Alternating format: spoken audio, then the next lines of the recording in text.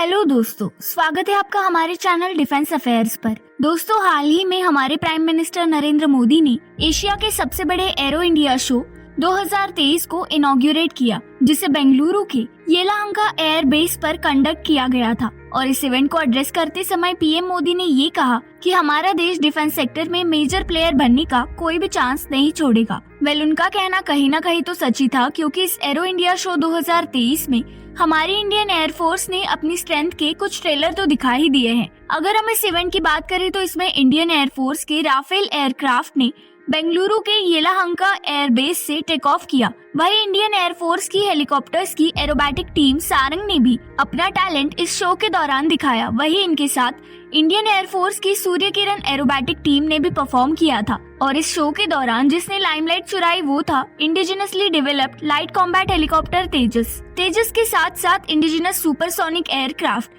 HLFT-42 ने arrow India के 14th addition के दौरान सबका अटेंशन खींच लिया, क्योंकि इस पर भगवान हनुमान का फोटो लगाया हुआ था, जिस पर लिखा था स्टॉर्म इज कमिंग, यानी तूफान आने वाला है। इस शो में जान डालने के लिए इंडियन एयरफोर्स का तेजस एयरक्राफ्ट ही काफी था, जिसने अपने माइंड ब्लोइंग परफॉर्मेंस से सबका दिल जीत लिया। इस इवेंट में इंडियन एयरफोर्स द्वारा यूज किए गए कई एयरक्राफ्ट्स भी शोकेस किए गए थे, जैसे कि EMB-145 SU-30 और MiG-29। इन सब के अलावा इंडियन एयरफोर्स का एक vintage aircraft Douglas DS-3 Dakota ने भी इस इवेंट में 4 चांद लगा दिए। इस इवेंट में करीब 75 फ्रेंडली कंट्रीज पार्टिसिपेट कर रही हैं। इसके अलावा इंडिया के MSMEs और स्टार्टअप्स ने भी इस इवेंट में पार्टिसिपेट करके अपनी कैपेबिलिटीज को प्रूव किया है। इस इवेंट में प्राइम मिनिस्टर नरेंद्र मोदी ने इंडियन एयरफोर्स के स्पेक्टेक्युलर डिस्प्ले को विटनेस किया और इसको और यादगार बनाने के लिए इस इवेंट के दौरान एक कमेमोरेटिव पोस्टेज स्टैम्प को भी रिलीज किया। इस इवेंट को एड्रेस करते समय पीएम मोदी ने अपनी स्पीच में ये कहा कि अमृत काल का इंडिया